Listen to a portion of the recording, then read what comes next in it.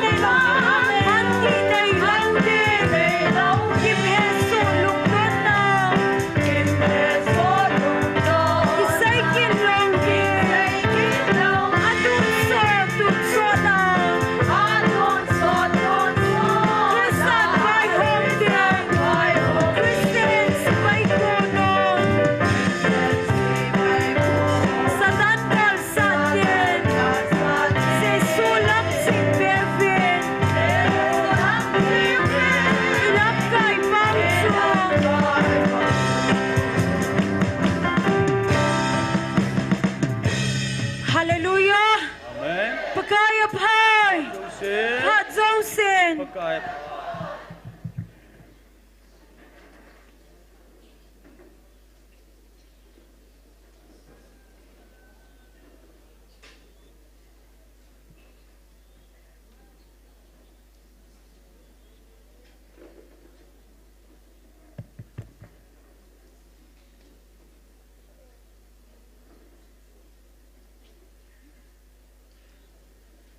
Amasan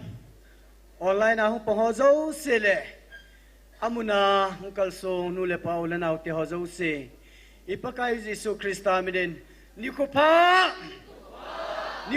mu sahat sunung paten thang vanay pive pakaya pai pa Joseph hallelujah amen avel velim paten thang vanay pive Tunia taon lam kay dew he pastor say boy hong hidinga hin pathen wa chaila sadinga hong kigo he golhang lalmin ho khanong hintin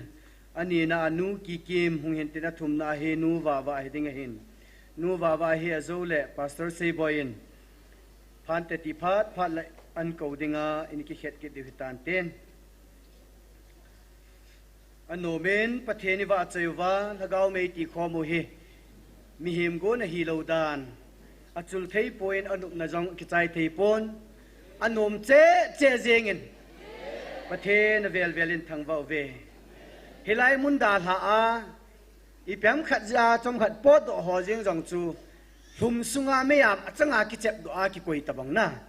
changam ting le dai jep ma amit mangut banga chu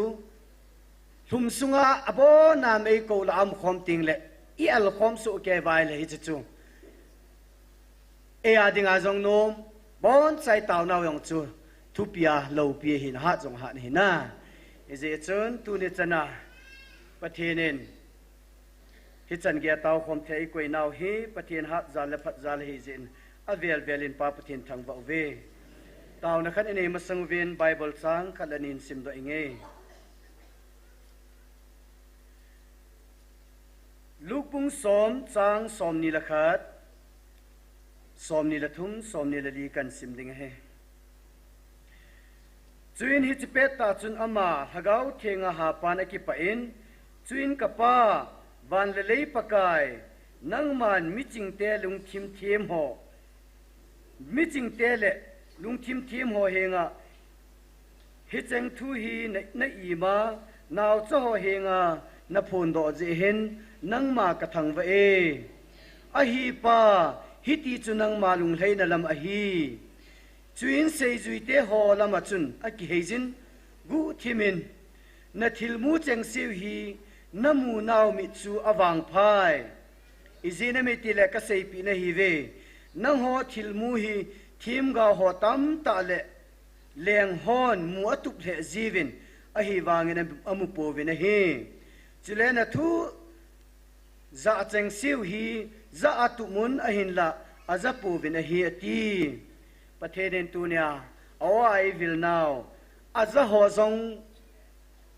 mi wang pha hi vin iza naw na kulo zong na kul wang pha hi elung thimo yong hi lung thim wang pha hin khang wang pha hi naw chu hi chi bible a hin imuvin atu thing sim do naw pathen pathei bu pi vin ten taw nai na gel do devin pathene na man cha cha ho thum evangelist pu hin evangelist pi a hin chule khangdong ne grobat a hin am ho zong tu la hi kidam na ki sei se na hi asang le zengin satan hin za chum lam chumin igin cha lo hin mang cha in hi te chun na sata in hilai su thu na ding le hilai dem na de kya pe le zengin ami hem ho chunga akilung han wanga chu abol ma hi ji chun am hoding en tauna na nei pi kinuiten alha cha hoding en jong tauna nei utin ami pa pu pi song taunan geldo kinuite chile ata san lo hol alung ta ho je apathenin inam pi wadinga akitip na pa hi asu nong kai lo na ding en tau hite tune na ta san cha te nang ho zala atia pathina na seizing bongin e hozala akitip na pha cha thun theina dingin tauna nei so keutin bon chawin tautin tau chaina ke maman hin nei tangte pathine nga tauna nei taute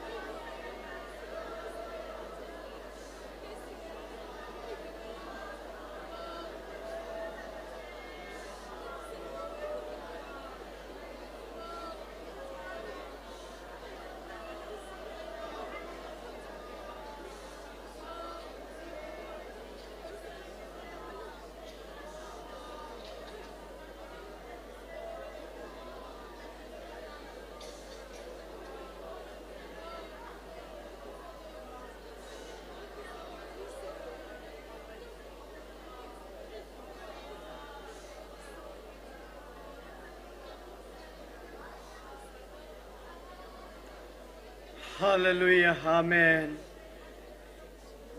Ni sangkhale ni som nga le gupchan. Ei pui hung pau hat sunung kapathinu. Namin thing lo pi kahin thang va ve. Opakai tunin. Na chaten thagau mei kati ko nava. Pakai nang sunga tauna ai tem hung ki sei ding ho zo sian lang. Tu chana na anga kathum na ka tauna ho zo se. Adol cha phathei bu piwa ka program ho kitup ta ei chai sa ki devin na ha khom na lana pi ngai jin hat sunung pakai ji sumiren ka hong ta uve ki pamen ton pathen wa chai la sadingen gol hang lalmin ho hung masantin chile anin anu ki kimin amanan sa chai chai le hinjom pe pe dingen gol hang lalmin hola nu ki kem paten ba chai la sa na phat na pitaw hite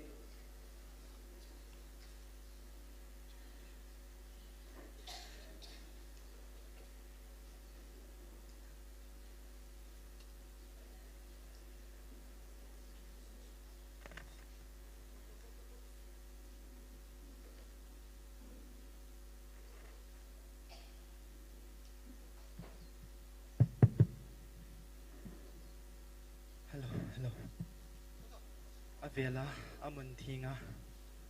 awa chuila sathei ai koi hingsing hat sonong pathian ka hin thang ba ne ka chan lo di hita tin ka ne gel zin phat sot ta kilam vai no zo no nga zong pathin ei din do sa ke chin pa pathian ka thang vai ne pathian thang va na dingin ngay lut on em ai câu pa ti ta so hin sang ka te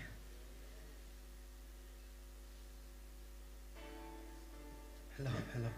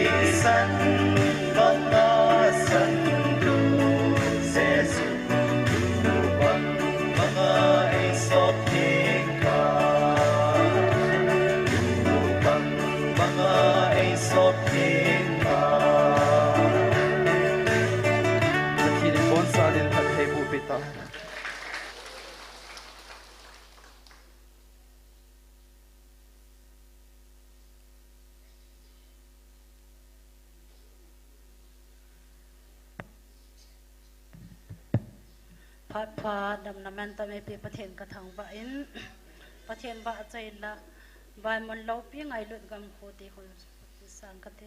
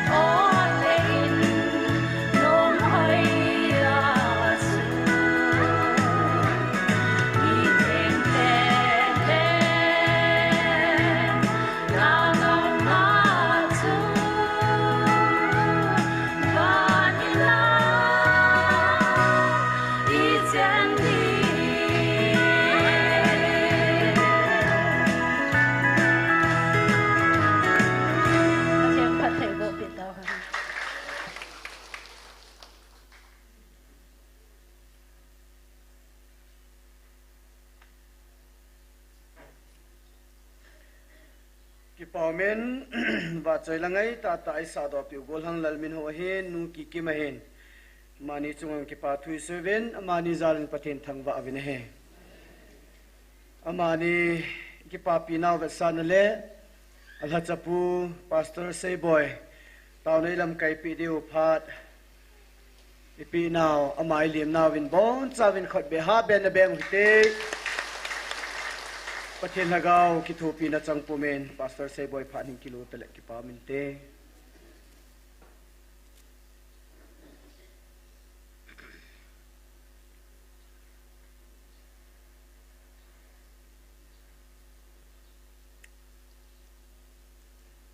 that no way không chịu vấn đề Christmas 5 December lang song jing ina hang na cái gì nom cái ông tu học ta sung sun bu se ti đam khai hin e bolin các phật độ thì mong tapon nei pun phat mang dingan sei le kila thelo khanin hau kha in ayong le cái ông hi pathin pha sa hi le Friday or Saturday lang lahin silong lang kapha jab dham ti su ahin kapha thi lo hek hethi nai pun silong aku na garis dama lam ka hong thung hinam khat keyong kadam hinam chite ni chun undecided tan ri chu July ki chai ka a hi kulanga agreement sign boarding khat omen ya tu silo thelo ahin he zong le pathin pha sa le August first week langa khong clear ke tho de hian ya chu pha noi kan vet na hele zal ha chun ka tau tan pathin khap na hi de ham katiin zes katia ita chu kanu mahin tu yin kan zong na satan kalal na lai jin kong lai gen zong kalal na lai jin ai wa nga pathinin he's a god of miracle pathin isa kai bol thi pa pathin hin tu na wa chala ding ding a pha e sa lo hi kha a hi le ama thu hi han ka ta khong thun chan ge a hi struggle ka hin yong le hi chi kan kya hi in he thi movin lang ye chun pathin in ei lung sin ho hi vet na hi le athu pi be se jingen tu la hi upa mang neu la phat mang honan se banga ki pa ka ding bo hi ilung thi ma na omen pathi ni thang bo win hi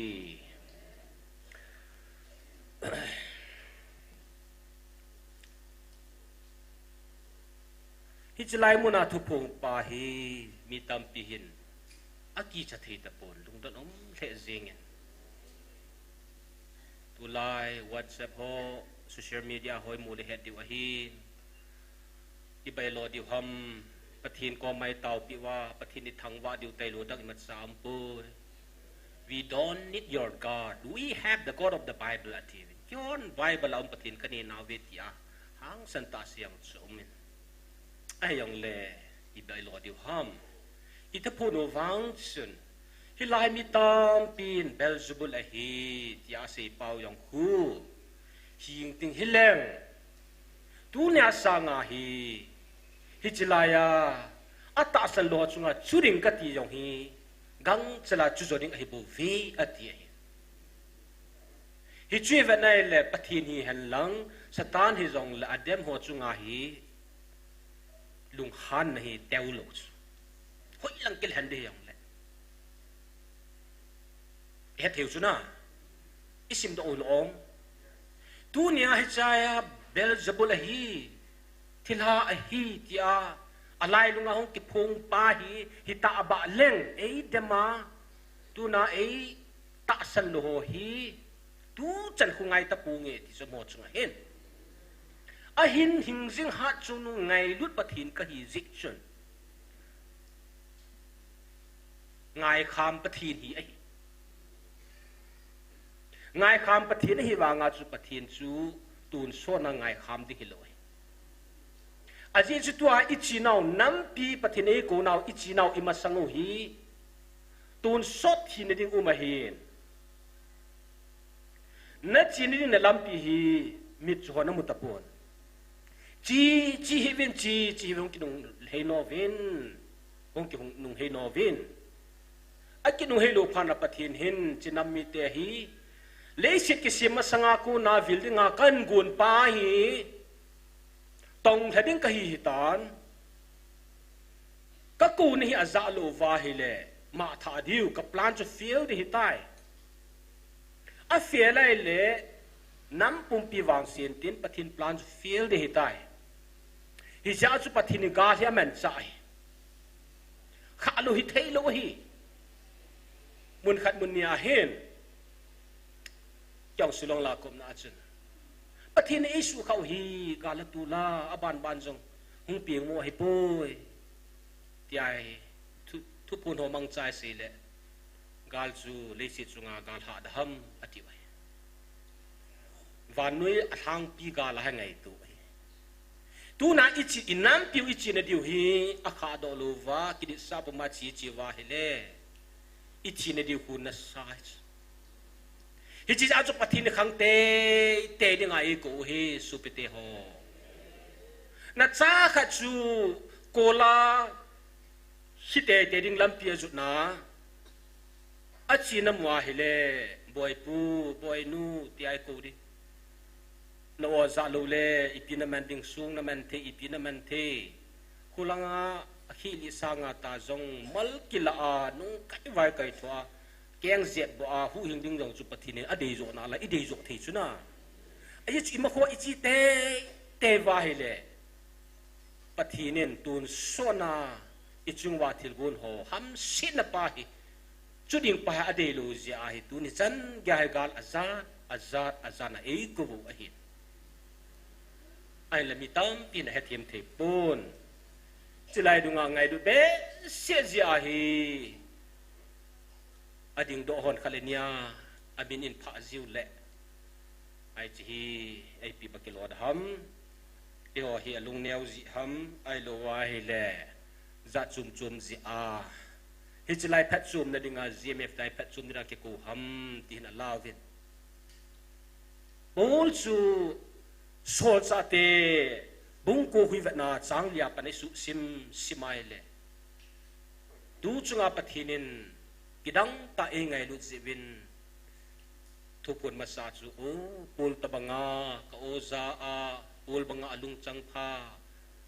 tia pathin e ni seu tu chunga hing senen pathinin pul mangsai nam pian ko kita ul hi nai ve na hi le het su keu hi Rome government na zong citizenship managin abona le si chunga chimona ziu sen la hoi la yaw le citizen ani le khathi mahin Israel tela gamilil anga hong ki khanglina ho thudola teacher ahi hi chi se a hen na se pui nam ngai lu a hin Jesu Christ la anung zui ho hen nam pi hi pui chabe ding ati tai ti a lam kai pipu ho koma permission kil a hubung suke dinga permission ne hi chi khanga dinga chu ama tabanga thilbol the Israel sunga num loi he na lang chi na lang han lang Rom te vai hom da lama, hoi lang at siyang lama, bui lo he.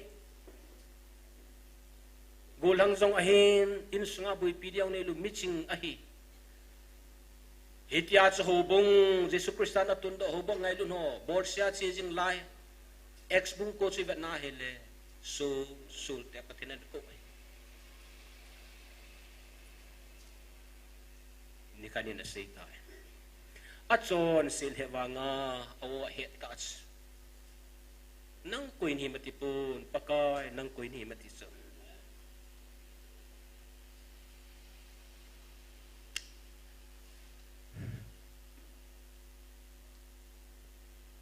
Pathinin pisiyan. Nitin na borsit jing napathin Jesu kahitis. Dunia hubung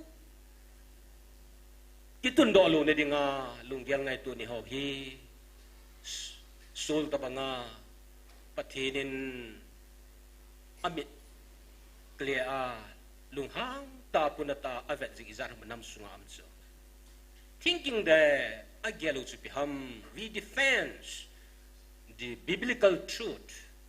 Old Testament, New Testament to kasi hoy defense ka boluhin. How di lawa ko na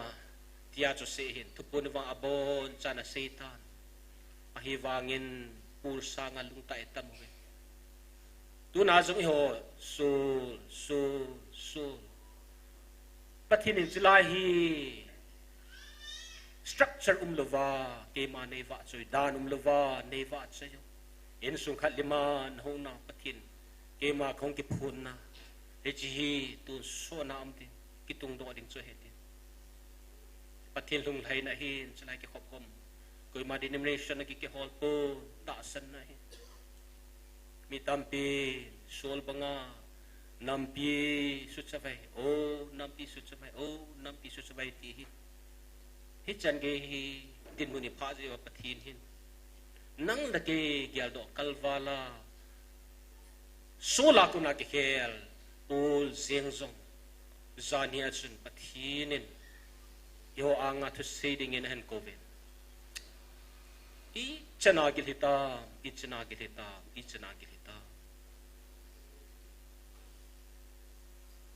Pulin adat mo liwa pathin ngai lu ichano chu dang kidang na salam supi inzo lang ting le cha khat le ilut thu be deu hen ten tu chung ka thil umdan inam sungu hi pathinin Dr. Hegena say chu pathini WhatsApp simpa hetis ipiji hi dem pathini o chunga hi ipi ichani bolwa satan itinato apon sa nanampi hu mi khat lungchim ka het tama ka het hetis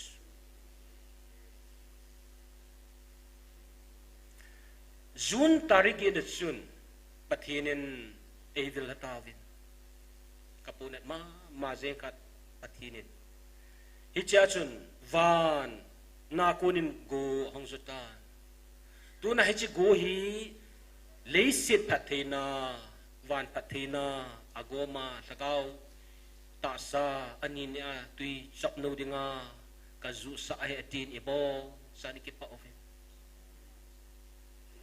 Ang kipuna panhin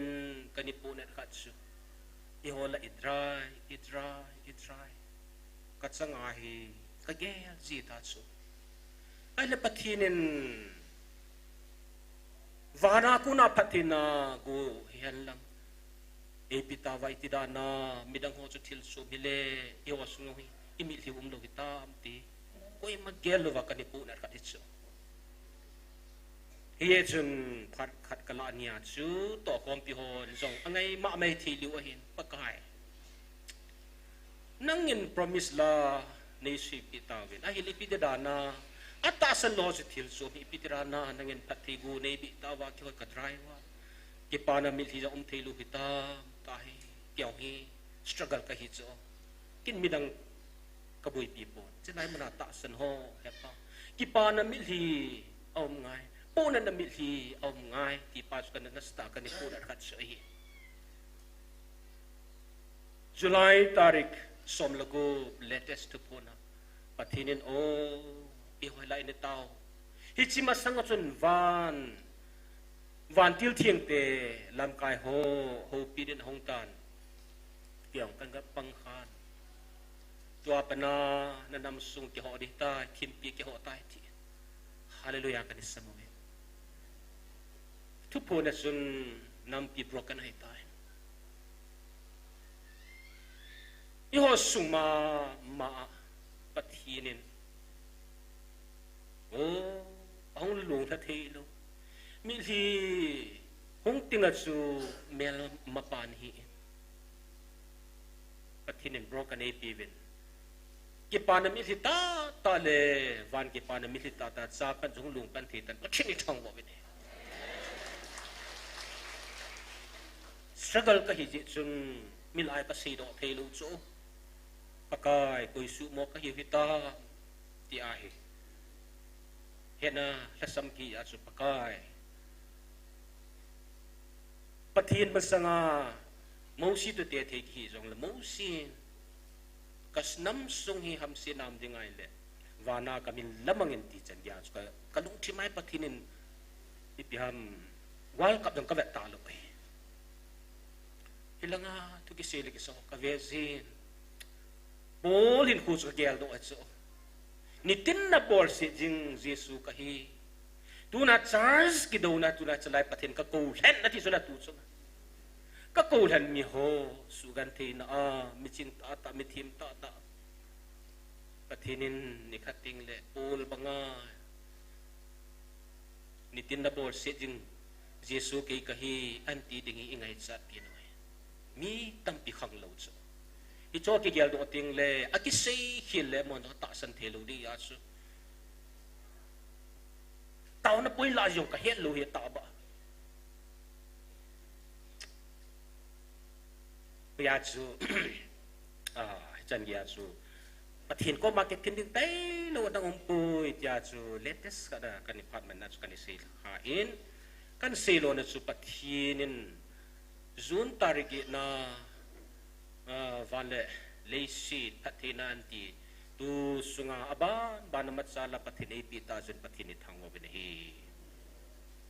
mi thiang pol chung chang cham chan ne vel huten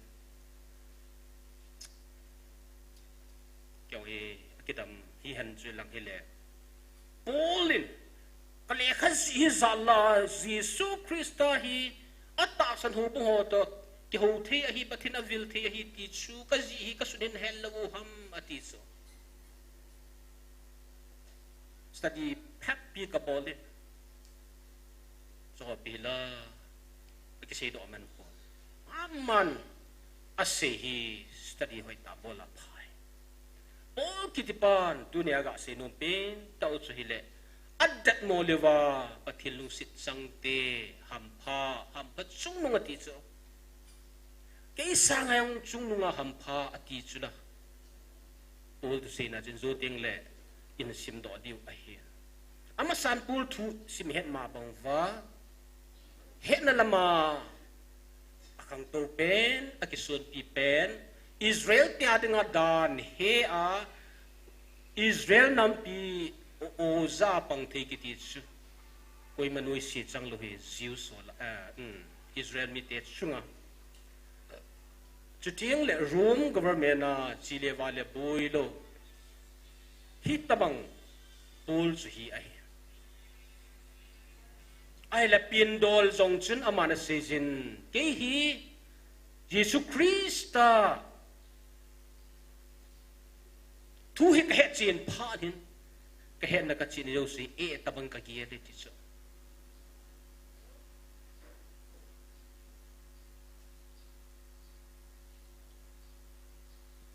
Macam kagial po Krista ngay lu na tusim kahet na ako ni natis ama tabang heading pathin heading ki umlo chula hubong ka nga New Testament ay zada zido hello may tiyo hi New Testament hazi pen Paul ay Paul hin kwa tu na chom sa ivat diwa kati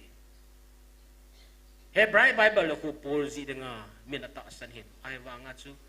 confirm amlo hi chu isim tha hi le polin le kha athot aji do ha som da divi chu if include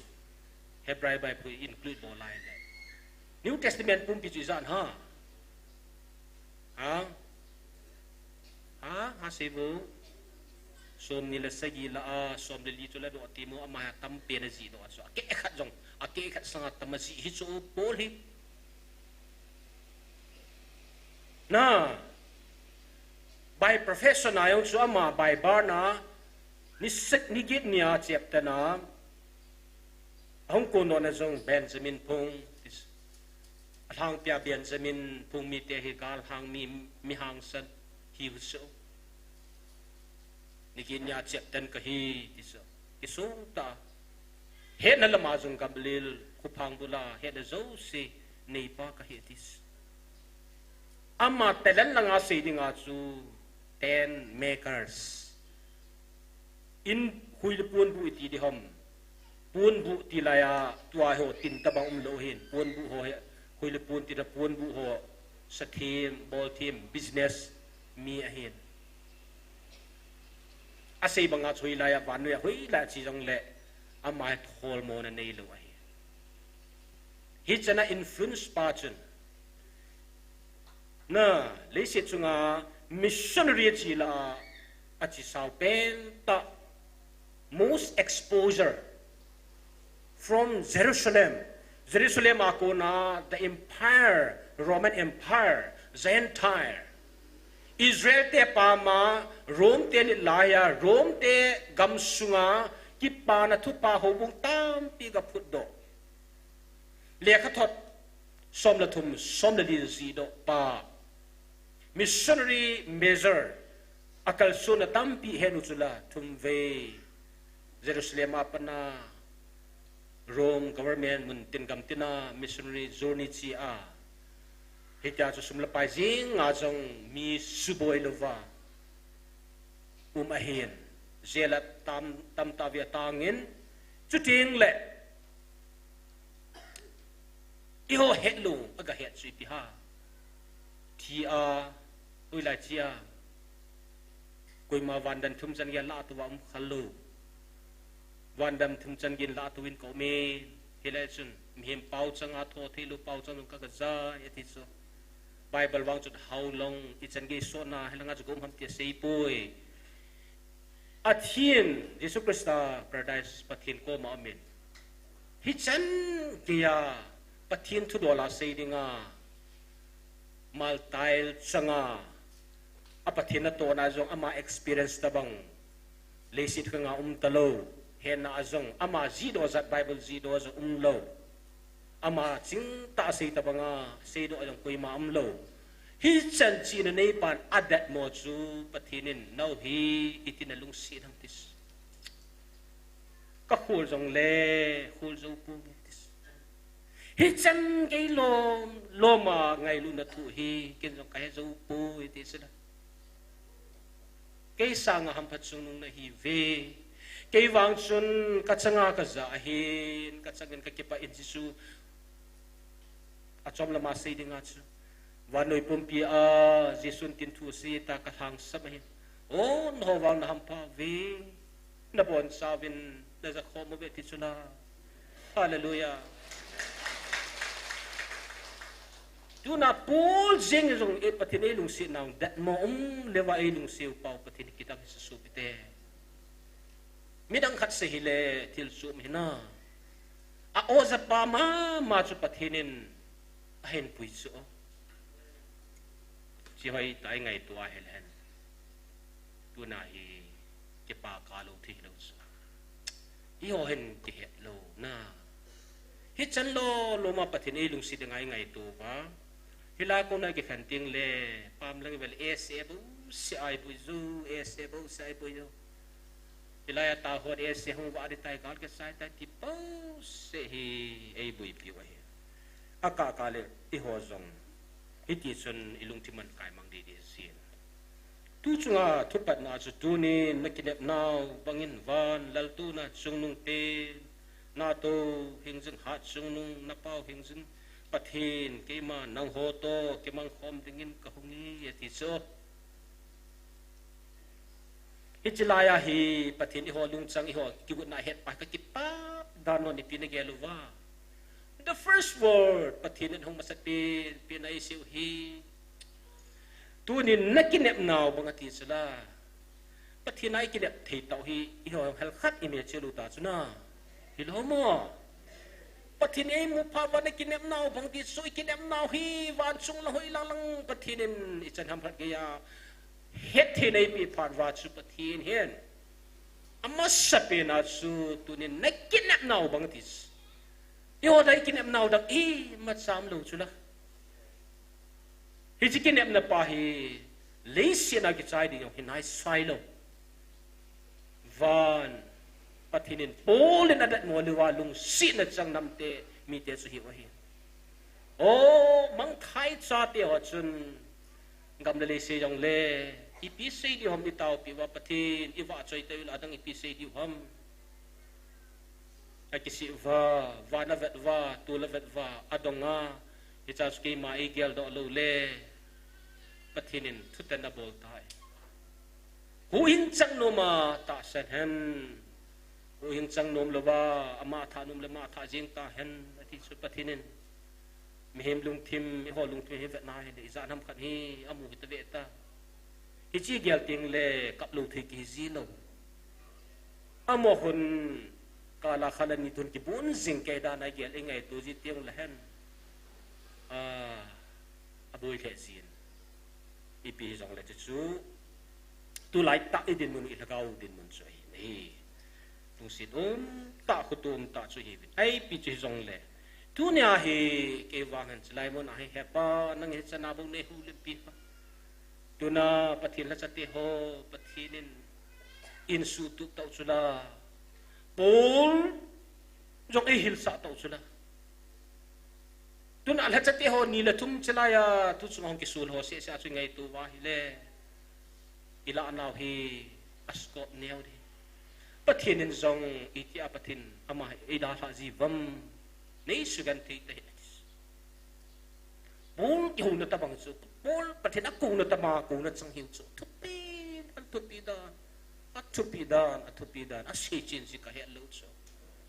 อิปฏินิลุงนัดดานสุโอ้ละกูสไลด์สางลุงนาจะตู้จังทุกคนสุนะจะช่วยเวทนาให้เล็บปฏิเนี่ยฮิจนัยมุนามิลฮิจงอิดปูเตะปฏิปูนันมิลฮิจงเล่จุลายอิดโลดิวกิปานัมิลฮิจงเล่อิดโลดิวฮิสุปิเตะhoทุกคนมาสอนจิตจังอัลไลฮีจังอัลไลจังอัลไลอิโฮปาวากาลาดิงเซงาจงชูจังอัลไลกิติฮีอัลลาห์สลามิสตุนับปฏินสังอาดdengan ego hi yang panoi loham miting pulhon panoi desin anitu atu na ayo sang an ai padutso vanoi lesin hi lehi lo hi chu pathin lo muchi genesis apana pathinin abraham ho noah te ho khanga pathin tuan israel te an kova abane new testament ko te hon atheva achi si a tuna hinang leke a nai panu so nim ka chun na ato a hele kumbul ting la chang kya ngai lo so logical le aso ike lo ngai chu min ipiranga chang a lai ne ti chu ki pa thei lo ham ipra ta si thei ding ham I chang an na wa mi lipu mai a diu chula sam ne sei chbem mi lipomen muci tu vela anovin na kipata pathinin changpal ai lamai ke pu sa detis pathin thu so tu nya iho tu hello pisla kun ahama bo na hello pi koi lo hin na hello pi kun akhan sa nang na pal lo pi tu na pathin ngal si na chang a detis just a ding mai I adwa hele a khom tu chu pathin kin hitas tu na hi a ding ai ho hims ia na thei du thel ngam poi mil thia chala ya de hi thu ham te supete ho me mi na chu ge lai le thu ha thu chu e yong chu ka te bible su tu lu pin tha lu dan khana hong ki se ji tau ko ha ji tami ha hi chu me mi na chu na hai la ya pathin de lu ipia ki bol mo ngam ta ikhol jong lala khol do diom la inam sunga tu kum thum sunga thil su ki ti vanu ya khalo hi chu hi chi he thei lo nam mi te chu iti ham sit hi ta vanu ya thil ha sanga ki no do nai ai wa nga chalaya o information kila thei ta bang lo chu IGP Bible thil danga am lo zia chu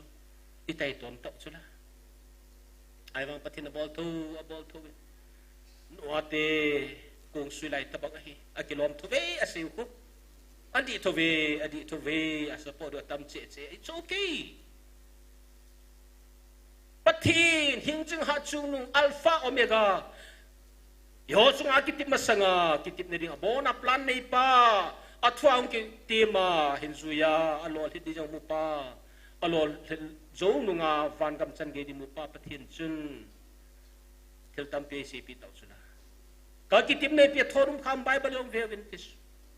tu chunga kum thum sung ka jong ve vin ati chuna yo ni ki pau hi mi tam pi ki pa thi pu dei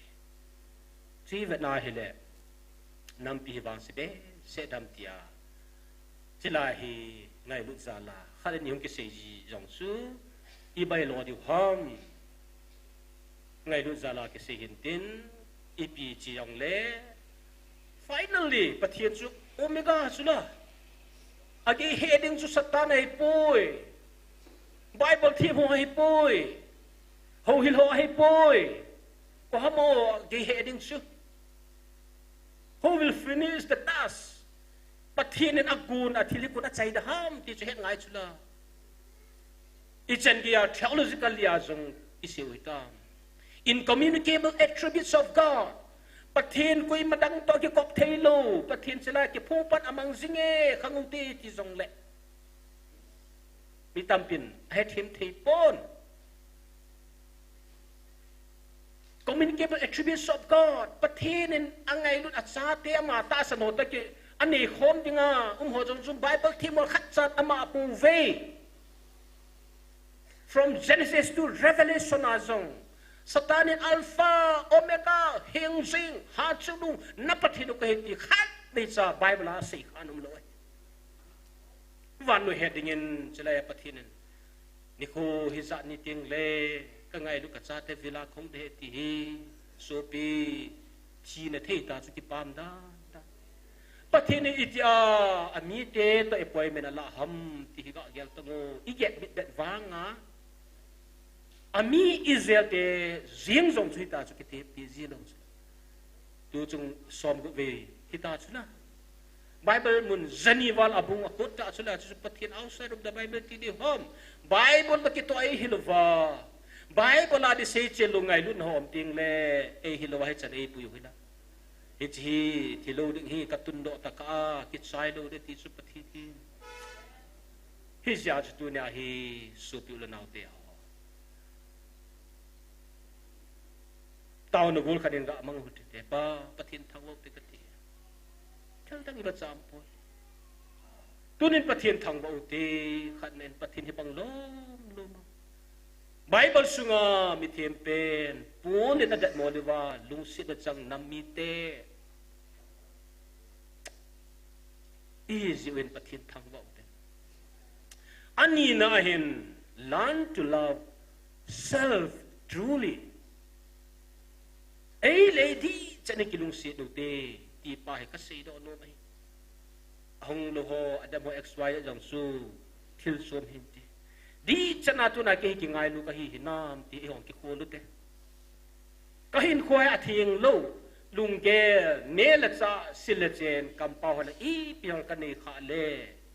pathin so de lu na ho he a thing ding nam thinga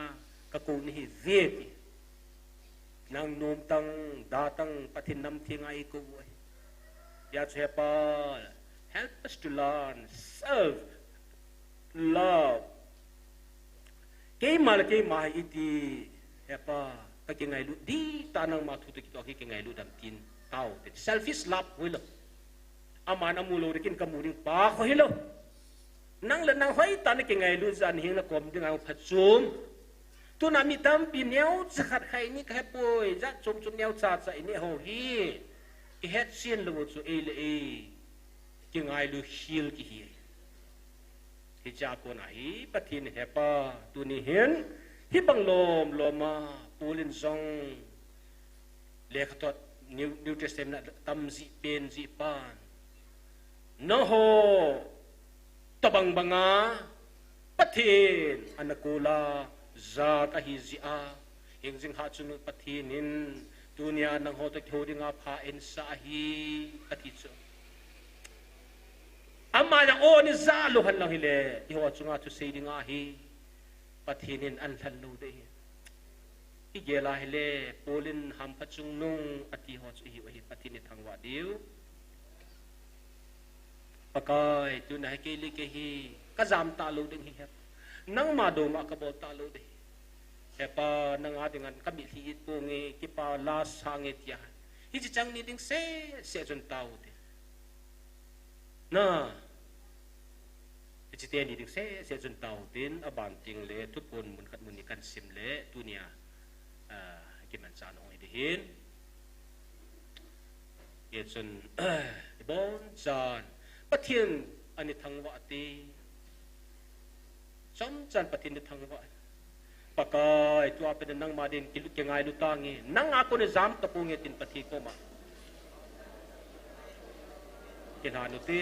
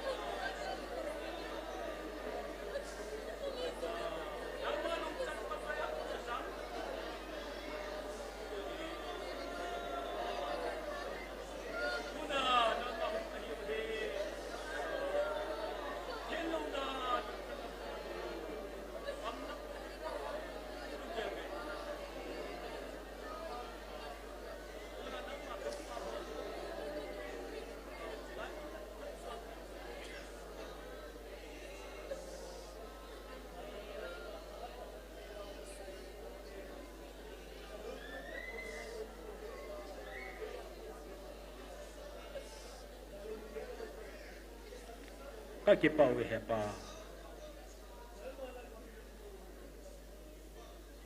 dunia zong hepa tengin hobung kanga namen sa pen po hinga nang maanga napui ama experience tabang limhim sunga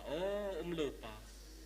that moti kop dewa na lungsit ka chat ho zat hallelujah kapathin nang kathang wai pa dunia hi chinam than nei hi sana wa pakai hi chana chunang nei ko va ver sob gu val chlai mona kapathin nei vil ta wa hela tu nai ki ho hi kamen tam la men tam sunu ka hi naw pek mel chi jing the na di na van sina nang nei ban tia na ji shumer ka ta hi nu wa pathin wa choi la sa de kan ko ve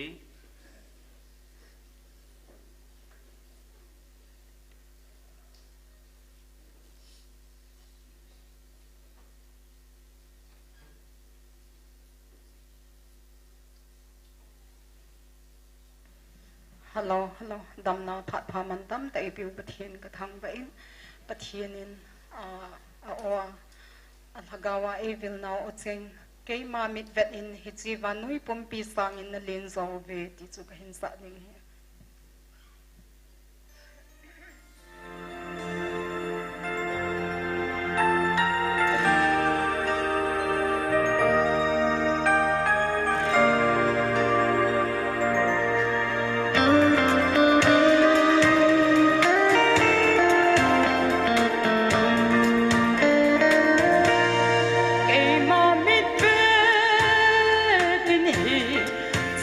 Noi bum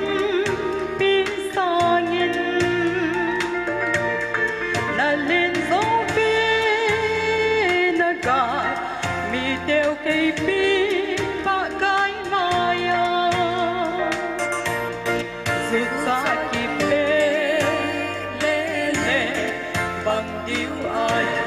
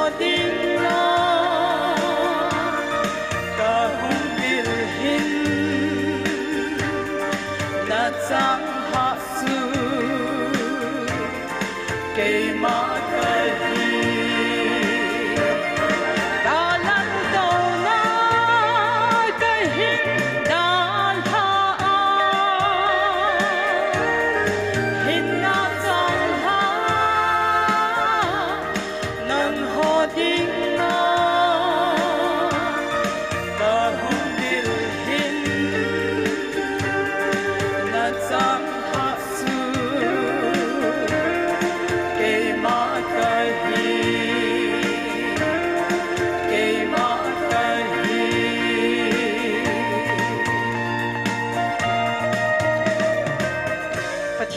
phat thei bo pi tau han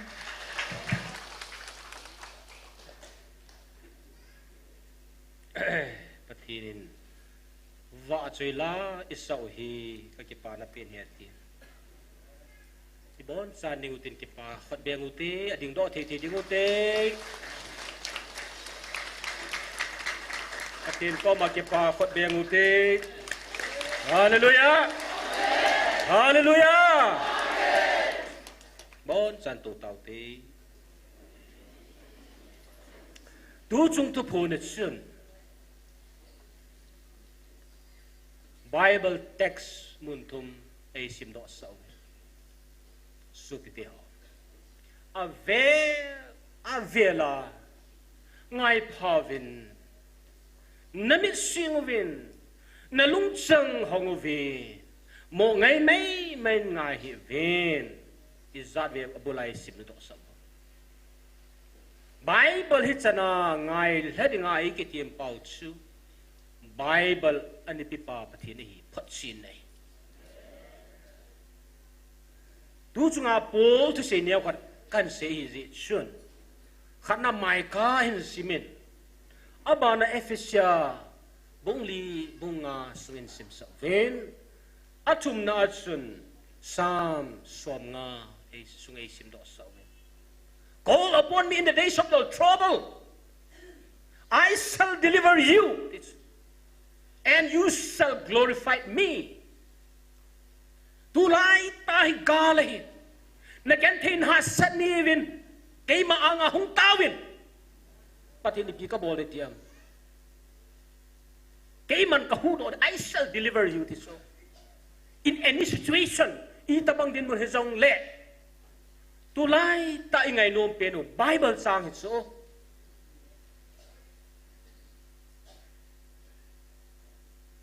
Gambi ka ni po tilay, piya ka ni het Bible sa akin nalay, ngay kasawa lang. Ang kisim doon so, kay kipadan sa.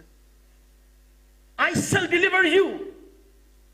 Hasa nagantihan lang nampi lever hisong le. Kay man, kahudo or hetis. Then, tunay ho duty sa piyam tile, you shall glorify me. Nahon, kay malupin na di nga, hinho naman du heti so. Hikabang Bible ali kisim chi yung le. Patini na veli chi nasim do dito avela na lungtim kot hongovi taan si na laong daw so isu kas. But Junior kasi nom chu. Dito ni kudang le. Taulam ka ho na say titin si taw. Junai Efesia bungli bungasung munkat muninew sahi iga asimu wai tau khom diwa kati he Monday masachun hol hatsa ho group machun phat kani mangin thupur nai pun pathinin kalungthim sunga kap jing zenga ap khachu ichinya chu FEC bungli sang somdali somnanga som kani simai pathin speaking the truth in love tu tahi ngai lunan sejon ati so tu na tu tahi ho hi jiwahi ha wa ngai o ngai lunan nei tai se diu avela ngai lunan ya isap ding dan won ni akise dan to kigil zo ji pon tu chunga hen hi chapter Efesa bungli sanggi na pa som la thum chan hi pastor thang nevin khatwin sim do pi han lang tula lu kahan ni jab ham kasim le kamuna ha ke sui pon bai teningai wite bungli changgi na persom thum Hiji chun pathin le khabun aseje amma chung sanga akal towin gal hinga kiman mi hon pi gal hingin akai ta nahi chule mi ho zong thil pi ho ape nahi ahi le akal towin ati hi le si noi nung geya akum la nahi tilo adang ipi ki sei na ham akum la chu izakai supukip su dinga van hozo si chungbu ma kaltowa ahi chule amman abang solcha abang thim gao abang kipana tu phal hang sam abang chinghoi kai hoi abang mihil hina api hi hichu hatsana tong dinga meeting ho pilhin sa na a Krista ta sa chu khan to sa na dinga ei ho pathin sa pa thu dola gin sa thaka i hiwa het na inei zawa mi ki khan hlit i hiwa Krista pilhin dung chan ipha masang sewa dinga a hi Amen ang kichi sel jingin aha le jing chalai theology alu dan chu pathinin pol hen man sa polin chi efsa ho mi ti angani sudahin Nampi Adia nga chu PSA na hite do ti pa hi anoi lang su sim simaile Nampi ajua kan siong chu sa tu nya hi chom lampi na iga he divide chu ham tia hele Psalm 68 verse 18 ako na hong kila silai sai theology lu ta hi hoi tai ngai divide sa hi ama chung sanga akal tovin ama chu ham tele Jesu gal hinga kimen mi hon pi gal hingin akai ta nahi hilai akon sem hiya sum ham tia hile Zeus te ho hin tele Greek ni Zeus ho di hin Satan kiti hi FC na se jula chung langa leng le ho tu eta principalities tu nei vai ho mu thila wa fuya leng le ho van til thing lo ho si ne mel ma pa si nai mel ma pa hin chitin nam tin hi idena kuna son sit ja chu ilhaga u hi ga hinga kai pa chu van dan ni le dan khan au mi ti chu na hi chila ya ga hinga kai pa u mi chu hetewa ga hinga idena chon sit ji a chu ga hinga kai mel ma pa hin van sung lama ga hinga chitin nam ti hi akai ta chu Jesus Christ hong thi pha na hi ga la hong zo pha na Jesus in chung langa ga hinga ki men ho hi akai son ki hallelujah akai son ki ga hinga ko na akai son so then abana ju pi se ye til pi ape te su ga hinga akai do son ho hi iho ilhagau hi iden huna kuna chon sina satanin ani kai mang ho chu Krista Yesu Krista hong thia ko na hi Yesu Krista gala zo pha na hi gal hinga ki ka hoi Yesu na atha na kai mang son ki na a kai mang son ai ho pawa se dinga chu theological tamin he da ai wa chu a kai mang son ho al het do alhagau i ho hi tiute ta sano chu pathin ni pi len the ni di va give a bit to say lasa lamkai mihil tampi ho het sao chuna het se tawa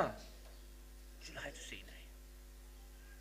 mi tampi ada het ha sa ya chulai chukan la no ani na se no mu chu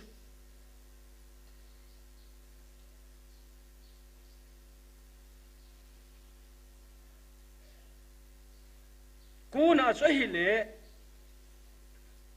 akal tuwin ati hi leisit nui nung geza akum hai kilo adang ipi asena ham ticha a he kha ki dan na astu theu ji za thang phadim dil chu friends pathini chunglanga akal tu thini nga chu pathin huya hong ki pat ngai ai chungla ko na chunglang kal thiam ha heti tawa to hayo kan se chu maybe Friday or Saturday ting le pathin phasa le silong ko ju dikati chuna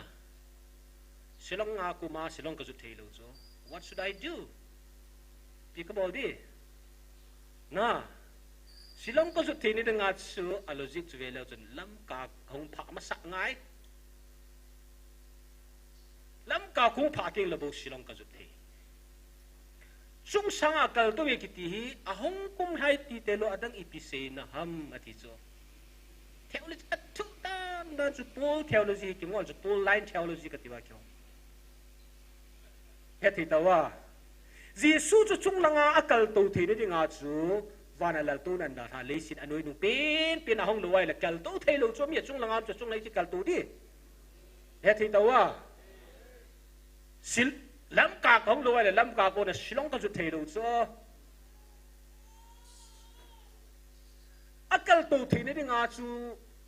pathi ne alu pi ni zo sen da tha anoi nu pen na hong kum hai ti te lo adang ipi se na ham adis imet tawa mo na anem no pen ati so Giêsu Christ ali ya hong pina his ho se de apin na zong vai cha pin na sanga gimne zwa nui nu nga ping ki se sin na zong ama ta ba ki se sin na le si chunga lo so that iho zong si dam na the ani pen symbolically anem pen hong pha ja achu anem pen dong a pana chung langa ga thinga ke kai ho chu ga la zo pis athi zong chu ama thi tama gim ne lo azit ya ki hen be na zan khuwa thu ke tena ke bo enga thil pha bola thi chi zong le ji su chunga thi na gim nei tabang hi kho sunga ki khen bi ho chunga hello anoi nu pen hong kum hai ti na chu polen si chalai ya chu chung langa ga hinga ki men ho chu mel ma pa na chu chung lang hi a chu chung langa akal tu vin ga hinga ho akai sone ati theri nga chu phol chun Giêsu kin yau sa ten le si na anim pen na hin hong pingin gan thi athuin athin kho sunga gal azu ve cha ko na chung langa kal tu hi athines hi a tu sunga yang hi chlai mo na hi yo nam sunga dinga pathin mit lai bang phai kha hi tabang kisasa na hi events nun sei chu umbe selu ho nam sunga na jong le hi chlai ki bol tabang banga khalo hi a chu pathin hin thilu se gun hin te ama wa i ho phat ji chu hi pui na hi a chu pathin jong anem pin na kum tha lu le chung langa ga thinga ki kai ho hi pathin na hu do thei lo so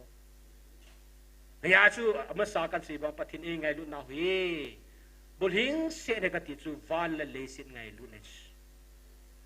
le sin na de nga zong koi ma chan ngai lut api thei lu khoma ngai lu na ne ya hong pa chu pathin e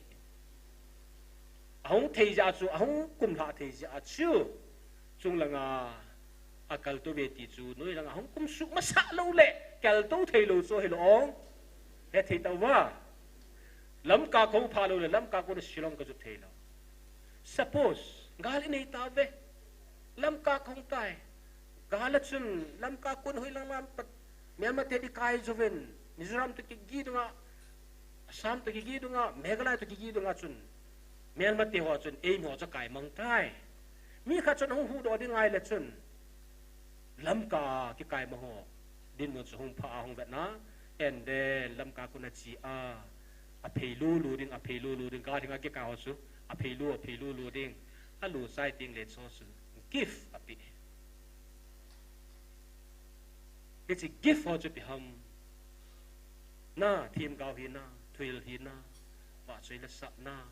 ai lu va hi le pathinin lam chu ma hi cho chi pi ji he ti ai ran sim do na wa krista a ipi lin thi ne di wa ya ti na ye chon lang chu kha se ma le hi chan chun ไลกาปาจุอินิลาฮิจันเกียประเทศเองไงลูกนะฮีอิจุมิทิมปูนฮิจันเกียเที่ยวเลยสิโปแลนทอดโปแลนเที่ยวเลยสิที่อ่ะไม่ตามปินกิงอลปีอามาอินประเทศนับพักที่น้อฮีเลขบวชตำรวจจีปาหินวานาคัลโดปาหินอาหิงาวานากัจจงกิเลคิดปาดามัสกา experience journey missionary journey Roman Empire ตั้มโซนิโซนาทางสมาเซลาลูนาประเทศที่เฮลิมาอามาจงทิลโซตามปีปาชันอามาเฮดกลาเฮดิงตะโลดูจงประเทศนี้ไลนอนฮงวิโลฮีประเทศไงลูนี่คูลจงละคูลโซปุงเฮงก็คูลก็คูลเทปุยที่ฮิจนาเทโลจีลูปันจงประเทศนี้ไงลูนาอาดันมวยนะอยากจะประเทศนี้ทางวาดิวินเทนทุกคนขณะนี้ภาษาทางนี้หุ่นสิมปีอันลังตาวนาเห็นมันคิดอยู่เห็นเจนดูจงเห็นลำกายหอนจงเลียที่กินเลียวินจน verse 34นับว่าฮีขัดเรียเนียงดิวินสิมหาหันลัง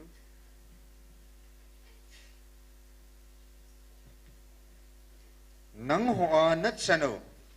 ฮิจิเลสิระกวยมัจจาฮิตบังทิลิอัจังเทปูนดูเนี่ยนัดสนุฮี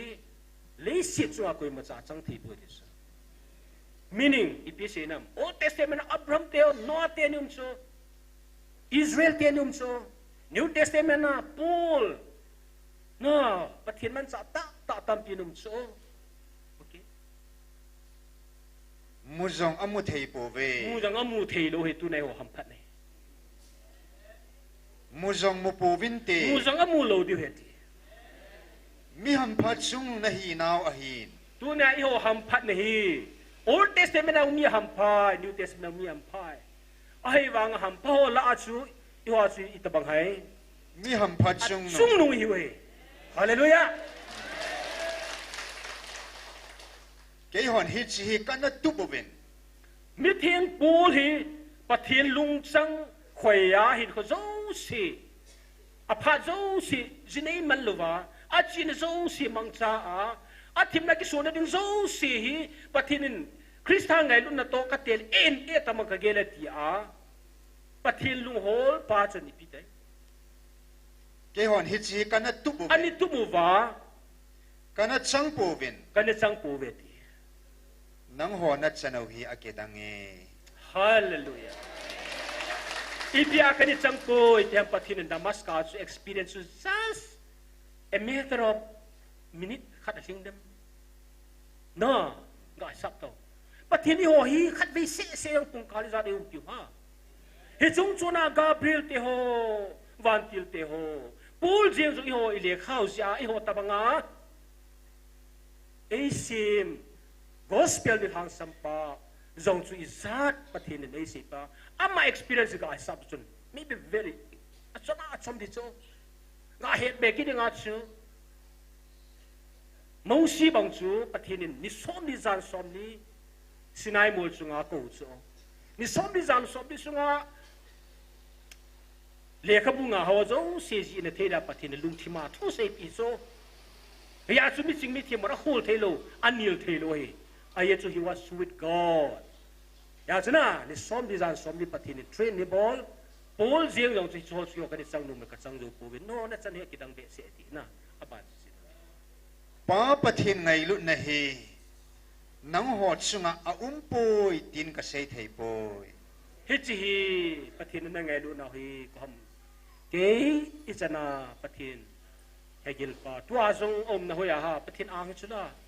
Paradise ang ako taong say sa asula. It's an experience na ipan ay su pati na ngay lupi di ka say ti di ham this manchalasin. Iti ang ngay lutham. Kay man zong kul thay pung kating. Azi si kul zong leng kul zo pung kati. Hallelujah. Pulin akul thay lu ko ma ngay lulusit sang si ho iwe. Ahin nang ho di nga pa chom sa ay kipi na ahin vai ha nom su ke jong mihim chon si akona hin na ei hu hing pa nang ho ei ki solo na pin hi chi hi a hi i vai ha na ti na vai ha na ki ti Pathin anga ki mutu kit ka uwa ki mutu lo dinga vai ha na kiti agil pe ta lung sit sung nu Pathin anga ni khating le kaniliam de ti so ban in sim ting le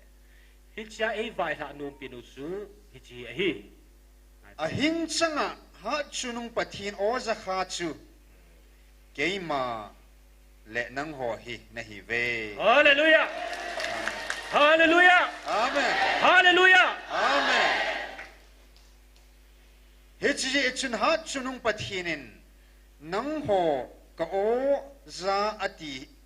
nang ho ka o za ati in hichi chun ke jong nang ho tabanga ha chunung pathin o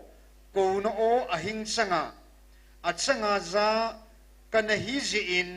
nang ho tu ni ha chunung pathin ahing chang ta o za ho la hang sam the dinga ei phal a hebove amen tunin min gamna le pian se han lang zong le polin hitsana no ko ma tu se thia kom yong hi ka chang hi zong le a hing lai changa pathin o za khat ka hi zala tuna pathin o za khom ho anga tu se dinga pathin ei thana ei man sa ai ti na pathin thang wo pi 37 hi chun nang hon ke ma hi khata o za khoma ha chunung pathinin ki bang ta cha hi na ei sa khoma ei ko khomo hi bol banga tu nia hi tichini ne seven pathin la cha ho hin I ho zo se hin online na koi masa aki pa kablum lo hi pathin o za ho adinga o za lo ho dengan nui sat da dan su anu maning asiu hina hilha ho ho ban lung khanam kinu le ipitirana tiana itirani ho ki pun kom thelu ham tia se yong mat so pathinin ilung gyal ngai tu hoi I be se jiwa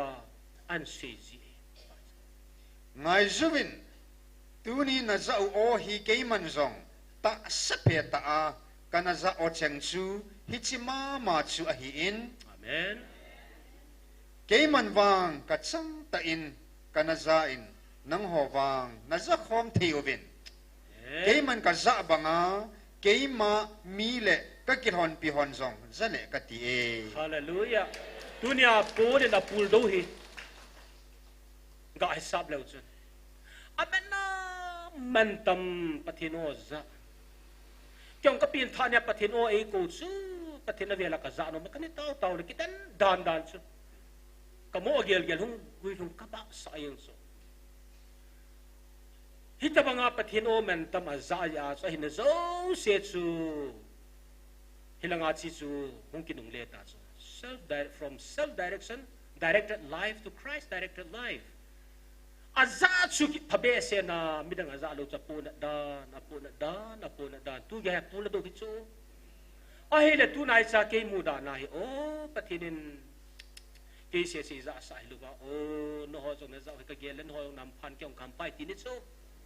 Hallelujah. ahin nang ho wang iti angai lut ham nang ho wang na bon sa vin na za khom theuve Hallelujah. Patinin zakhom thedinga hezat ve ku khomowa. Mi tam pin pathin hingzi kha chunung pathin ka honge ka chi ki tai ta to nu na ne chu.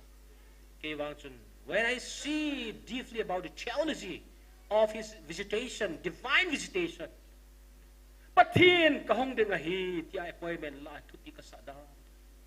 Patinin khatsa nam sungan ki da la da hai. Mi he lo chi pung ye mi he lo thu pung ye tin he chu. Inui sa lai point zo se vi ham phanai.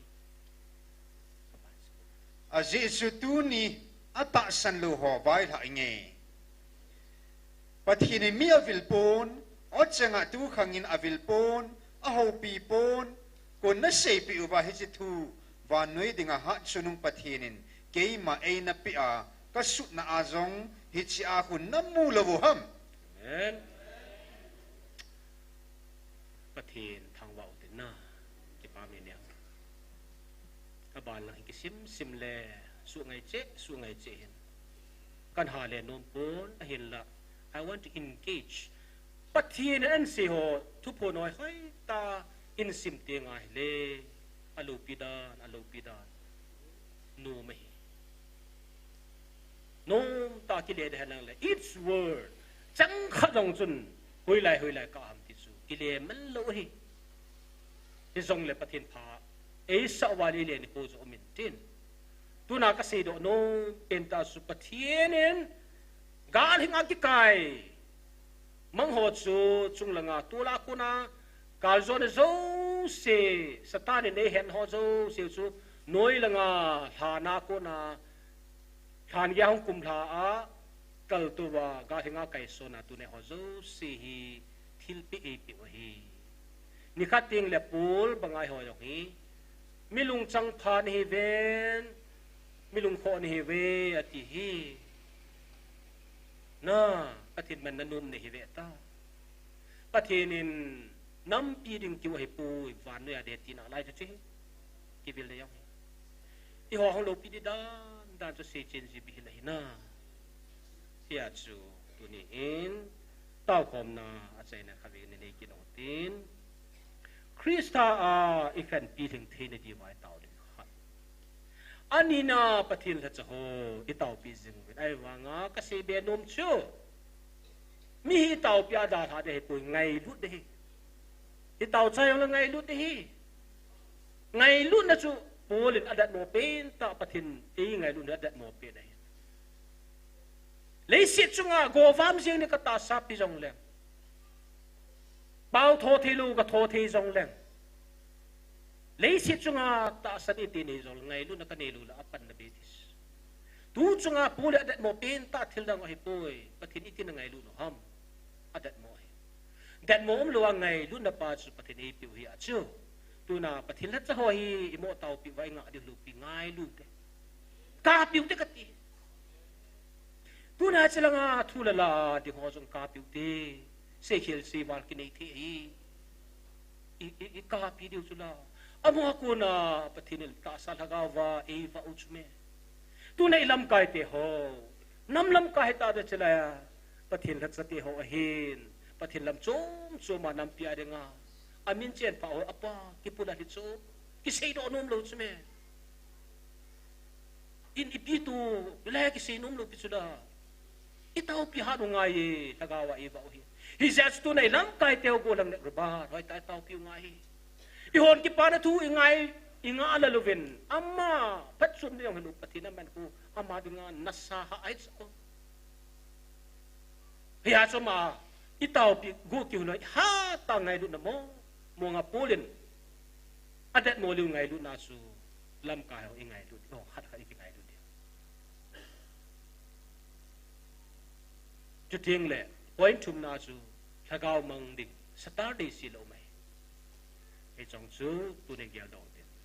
เกี่ยวกับดำทิมปนไอ้จงเล็บทิมภาษาเกี่ยวกับอินลำกัจจีนในดิ่งจงในเตากบเป็นลังอาเต่าใจในฮีเอเวนดรเฮกินฮงซินอามาเต่าใจในดอลปิวินเทนอีน่ะเทจินจิปอยทูมาดิ่งนน่ะคริสตาปีหิงหินน่ะเดียวอิลัมไกเตโฮประเทศมันซาเตโฮกาวสลิงดิ่งสุดเตลเกียงประเทศนินภาษากัดใช้กิมุกิเทนดีเวนบอนจันเต่าเต็นดรเฮกินินปัจจัยนายดอนเป็นละพันเต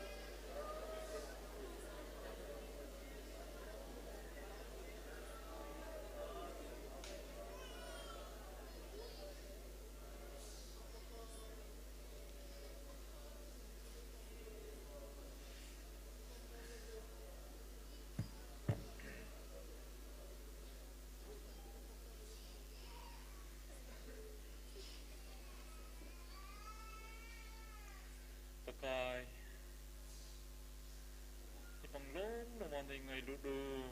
pa nan ngai dut ka chanza lovin namin ka thang ba e ka gil zingin ka ngai toin ka hethim thei mong mong poi pakai ibang lo chal mi kilo pakai mi moti nam nim ti nang nilung siruwa kanam dil ni nei ti zalovin namin ka thang ba e pakai mi te dinga i mahilo mo sirum ta hizong la kaya dingin na neo po benay tiube namin kathang ba e pakai ami matia talo khalo kitalo ding nabil na nay chanzal minjang namin kathang ba e